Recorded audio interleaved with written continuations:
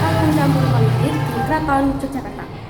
Pusatnya moral akibat budaya barat seperti kebiasaan minuman keras di lingkungan keraton, serta penderitaan rakyat karena pajak dan kerja paksa.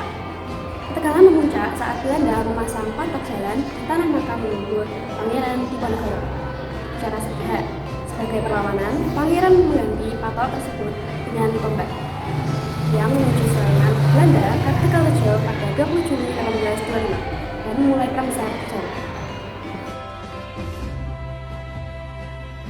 Faktor penyebab utama yang mempengaruhi perang Diponegoro. Yang pertama, pajak rakyat dicekik oleh hutan pajak. Hampir semua aspek kehidupan dikenai biaya oleh Belanda dan Patih Danurejo. Tanah dan pekarangan, pajak olat-kelit, dan pengawang-awang. Pintu rumah dan ternak, pajak pecumpling dan bajigar. Pajak unik, ibu yang menggendong anak dan seorang yang melewati jalan umum akan dikenakan denda. Yang kedua, insiden patokan. Insiden patok Tegalrejo pada tahun 1825, Belanda memasang anjir patok untuk pembangunan jalan yang secara sengaja melintasi makam leluhur Pangeran Diponegoro tanpa izin. Saat itu, Pangeran Diponegoro lalu mencabut patok-patok tersebut dan menggantinya dengan tombak sebagai awal dari perang.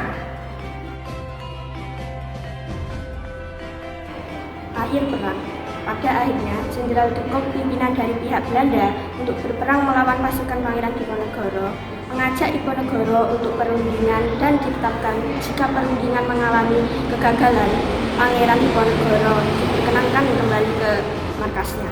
Namun, pada perundingan ini, Pangeran Diponegoro justru ditangkap. Setelah ditangkap, Pangeran Diponegoro dikirim ke Batavia dan pasukannya pun kalah dalam perang 5 tahun tersebut. Karena kehilangan pimpinan, Pangeran Diponegoro dipenjara di Stadius, kemudian dipindahkan ke Manado, lalu dipindahkan lagi ke Makassar. Akhirnya, Pangeran Diponegoro meninggal pada 8 Januari 1850.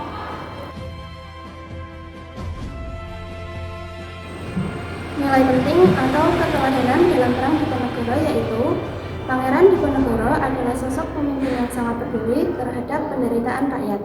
Beliau lebih memilih berjuang membela rakyat daripada menikmati kehidupan bangsawan. Beliau sangat memperhatikan keselamatan orang lain dengan mengungsikan keluarga dan manusia sebelum berperang, serta mampu menjalin kerjasama yang kuat dengan berbagai lapisan masyarakat demi menentang ketidakadilan. Tokoh asing dan tokoh lokal yang berperan dalam perang Diponegoro. Tokoh asing yang pertama, Godard Alexander Gerard Philip van der Capellen. Beliau adalah Gubernur Jenderal Hindia Belanda yang berkuasa saat awal terjadinya konflik. Kebijakan-kebijakannya, terutama dalam urusan tanah, menjadi salah satu penyebab munculnya perlawanan dari rakyat Jawa. Yang kedua, Jan Baptist Clarence.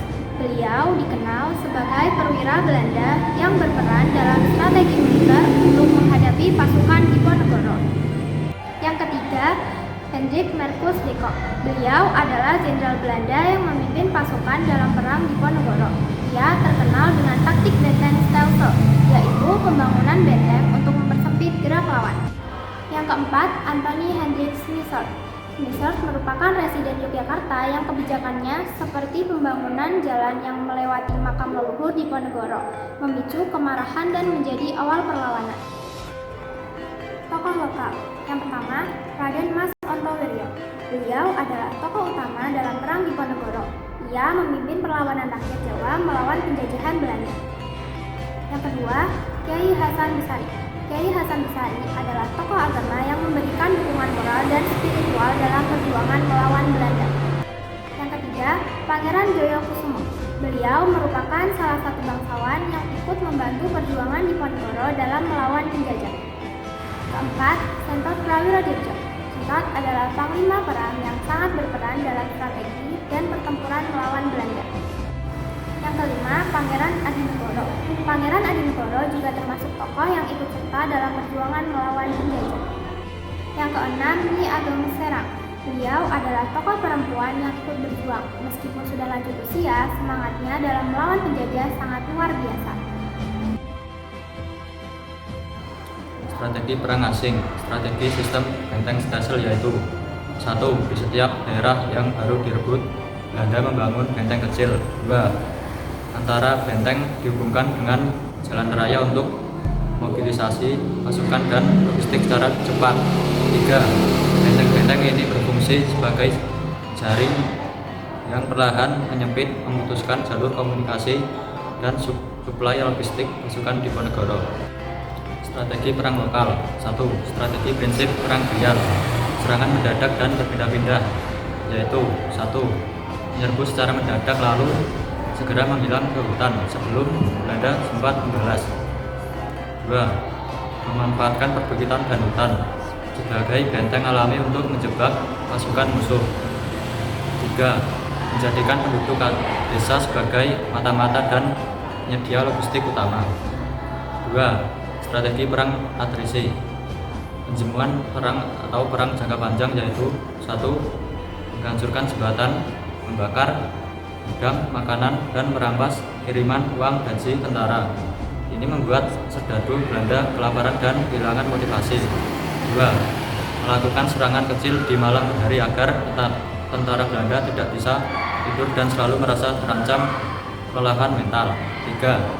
Sengaja memperlama durasi perang supaya Belanda terus mengeluarkan biaya operasional yang sangat mahal setiap harinya. Peninggalan fisik. 1. Benteng pertahanan gua di Selarong. 2. Benteng Stelsel Belanda yang ada di Magelang. 3. Benteng pertahanan Belanda Nagulan Kulon Progo. 4. Benteng pertahanan Belanda di Prambanan. 5. Pos pertahanan Diponegoro yang dipindah ke Dexko. Peninggalan non-fisik. 1. Semangat nasionalisme dan perlawanan terhadap penjajah. 2. Rela berkorban. 3. Kesatuan rakyat untuk membantu perang.